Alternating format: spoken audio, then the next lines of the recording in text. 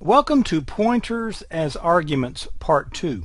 Now if you watched Part 1, I kind of did a chalk talk and a little animation about how we can use arguments that are pointers, or we're passing pointers as arguments, and what we're really doing in the end, once it's all said and done, is we're more or less passing by reference. Not really, because we're not making an alias, we are copying, but we're pointing to the same place, and we can change the original variable value.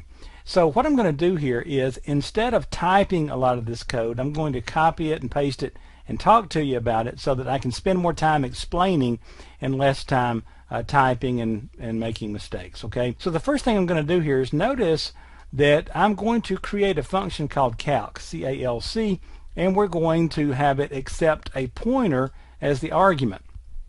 Now I've created a function prototype up here, okay, so that we can use it without having any kind of compiler issues. And so I'll get to that in just a few minutes. All right. The first thing I want to do is jump into the main function here, and the first thing I'll do is create a variable that we're going to use, and the code for that looks something like this. All right. Notice we're creating an integer, and it's a variable named number NBR, and we're setting it equal to 5 right off the get-go here. And then what we're going to do is we are actually going to come down here, and now we're going to create a pointer to number.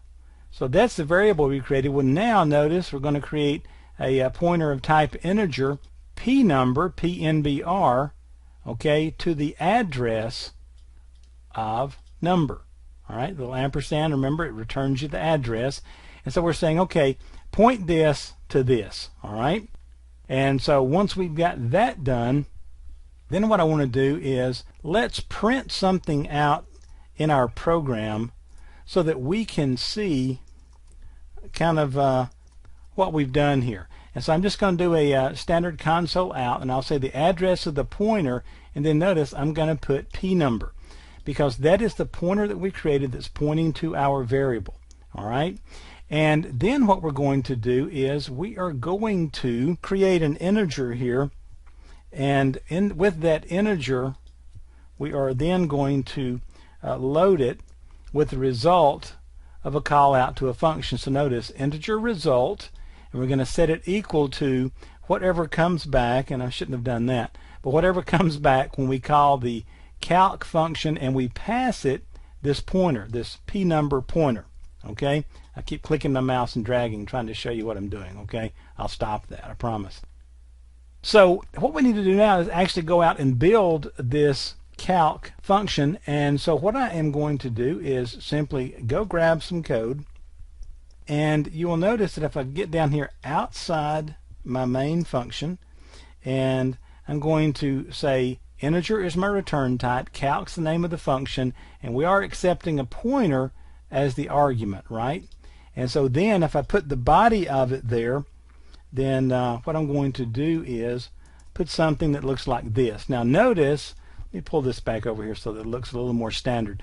Notice we're using our standard namespace and our console out, and I'm going to tell you when we run this, first thing we're going to do is send something out to the console saying the address that was passed to this function is number. So when we ran this and we pass this into here, first thing we're going to do is read what this is, and this line is going to write that out on the console for us and show us what got passed in. All right, and the value that was passed into the function, notice we're going to dereference NBR right here and see the value, and then we are going to add 20 to the value at this copied location. All right, because keep in mind, when this got sent in, it made a copy, but what did it make a copy of? All right, well, let me just give you a little note here, and make sure that you pay close attention to this, and I'm going to put this in a comment form right on top of this. When the pointer to number is used in this function right here, a copy is made, but the copy that it's making is of the address that's pointing to the same location. All right, because notice what I passed in was a pointer. When it gets here, it makes a copy of it called NBR, but actually what it's copying is the address that it's pointing to, which is the original NBR up here. Hope that made sense. If it didn't, go back and watch it real slow a couple of hundred times. And so then what we've got to do is jump back up here into our main function, and then let's just finish writing out our code. All right, and I'll paste some things in here. Notice the first thing that we're going to do, let me move this up so that it's a little easier for you to understand, and do a little housekeeping here.